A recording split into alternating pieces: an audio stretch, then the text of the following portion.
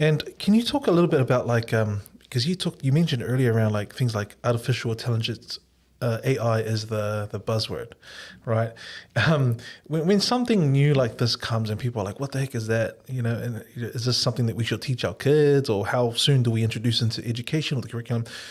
How do you approach something like that? So I was just thinking, because you said something that I was going to pick up on, is well, with future technology, how do you approach it? So it's Tech Week this week, and I've been tagged in a couple of posts about Māori Pacifica kids, and a lot of organisations have given Māori Pacifica kids devices, and there's a lot of talk around the digital divide. And the answer to solving the digital divide is just give one of our Māori and Pacifica kids a laptop. And you'll probably know this, but that is not solving the digital divide.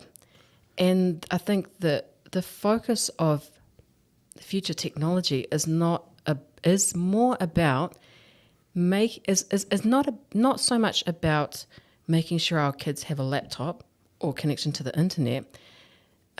It's more about are we preparing our kids today with the capability they need to fully participate in the future of education?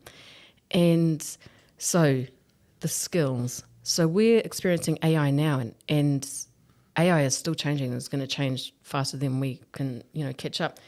But in 10 years' time, so say, for example, a child is in year 3. Is what we're doing right now in year 3 enabling that child so that in 10 years' time, when Elon Musk is inserting microchips or whatever crazy thing and we're living on Mars, that our kids are not just standing on the sidelines watching, but fully in there participating and contributing.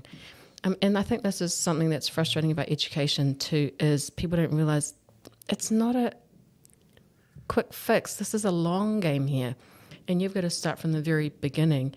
In terms of future technology, you have to start from the very beginning of primary talking about future technology, because they most likely won't hear it from home.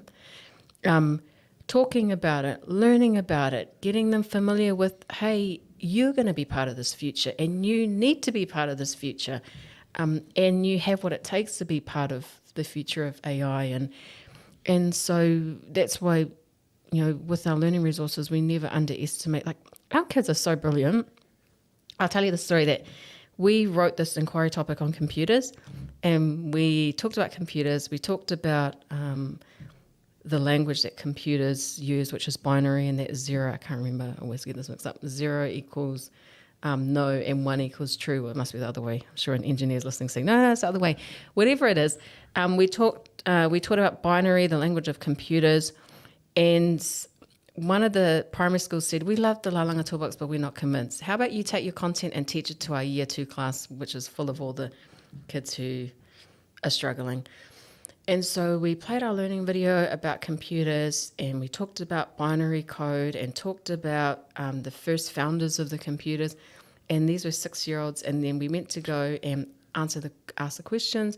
And then I said, okay, so to the class of 6-year-olds, what is the language that computers use? And one girl put up her hand and said binary, and 0 equals this and 1 equals this. And at that point I realized, man, our kids are really, really brilliant and gifted, but we need to start preparing them right now for the future.